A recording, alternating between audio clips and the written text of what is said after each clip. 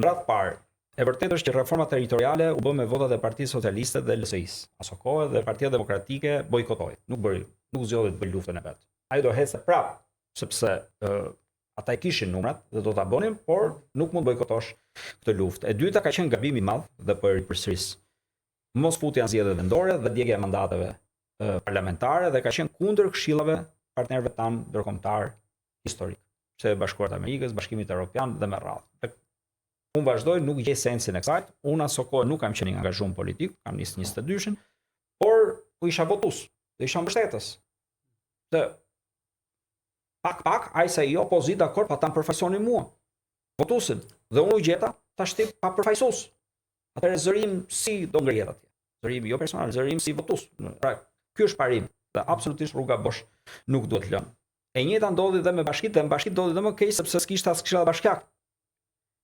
Dhe ato ju e mbani mend, ato bën terrin informativ total, nuk dilte më asgjë. Çfarë ndodhi? 23-shën u futun në zgjedhje me shumë vështirësi, nuk kishim logo, nuk kishim drejt me hy, ju i mbani mend andrallat tona ligjore dhe zgjedhore. Shumë pak jemi neve në Partisë Demokratike brenda Këshillit Bashkiak, më pak se 1/4. Megjithatë, ju shihni se çfarë bën një opozit e vendosur, e qartë, kryetari i Bashkisë Tiranë-Shburg, drejtorët kryesor 5D nisën ato, po tash ka shku një 20D, kjo nuk i kemi numëruar fiks tash se sa drejtor janë Burg shkuan atje. Të gjithë janë shumë të qartë për aferat dhe korrupsion që bëhet në Bashkinë e Tiranës dhe kështu është në çdo bashki, se tash i ekspozohen ata. Edhe nga opozita ka detyrë të rëndësishme. Patjetër duhet ta luftojë dhe duhet ta demaskojë opozitën. Kto janë konceptet të thjeshta parimore.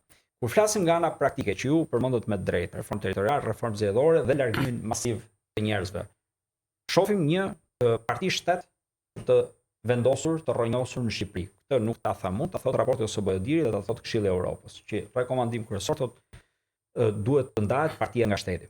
Se kjo është e vërtetë. Kjo duhet bërë. Ky është realitet. Në parim, çfarë ka vendosur bota e parë? Jam akoma ke parimi. Ka vendosur zgjedhje të lira dhe të ndershme. Nëse zgjedhjet janë të lira dhe të ndershme, secila forcë politike, sipas demografisë që ka, sipas problematikave që ka, se neve vërtet parti e djathtë, po për shkak se është një shtet shumë i varfër dhe një popull shumë i vjedhur, kemi edhe disa politika sociale brenda, sepse e mbani mend minimumin jetik që neve diskutuam dhe kishim pikë kryesore të programit për 2025. Nuk është politik e djathtë kjo, por është e nevojshme se populli është i varfëruar komplet, ka nevojë ta mbështesësh. Dhe nga ky aspekt, nëse do kishim zgjedhje të lira të ndershme, ka reflektuar, ka arritur rrogën pagën minimale, disa timite. Po minimumin jetik vazhdon se bën. Dakor, po ka arritur pagë mesatare, ka arritur pagë minimale, ka arritur bonusin e bebeve, ka ndërkohë euro e ka me 35%. Ndërkohë buka në Korç vetëm se u blloku rruga është me 25%, tash këto janë realitetet. Ndërkohë ekonomia vritet. Ndërkohë ne kemi gjysmën e Shqipërisë bllokuar dhe sot gjë asnjë. Nuk do i hym se çka bërë. Unë besoj që njerëzit janë gjithë qartë. Unë jam në terren, flas me një, gjithë e di. Këtë detyrë ka bërë. Po, këtu do të them. Këtë detyrë ka bërë Partia Demokratike. E din njerëzit që Edi Rama është hajdut, e din njerëzit që Belinda Balluku është hajdute, e din njerëzit që Gerta Manastirliu, Ilir Beqa, Erion Velia janë hajdut, e gjithë Rilindja është hajdute. Por i votojnë. Të cilët janë dhe një kancer vetëm brenda Partisë Socialiste, se kjo është e vërtetë, por që është përhapur tashti për te Partisë Socialiste është përhapur në gjithë shtetin. Kjo është e vërtetë. Tashti ne këtu kemi një parti shtet. Prandaj ne na duhen zgjedhje të lira dhe të ndershme. Dhe më pas fiton cila do forcë politike që ka programin, përfaqësimin, votat, si ta mendoj, po janë zgjedhje të lira dhe të ndershme, kjo nuk është më e arritshme.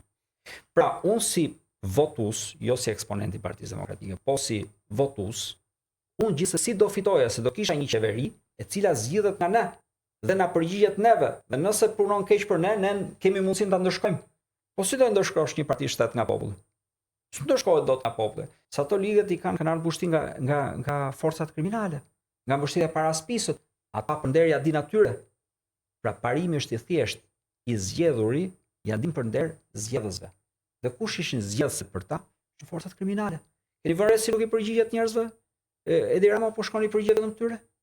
E vutër me skandalin Akshi, kush e kishte gjithë shtetin në dorë? Bandat kriminale kishin shtetin në dorë. Sa Akshi është siguri kombëtare. To marrin certifikat sigurisë kombëtare që të mos jenë infiltruar nga agent huaj ndërkombëtar apo nga kriminaliteti. Te kishte kriminaliteti vetë.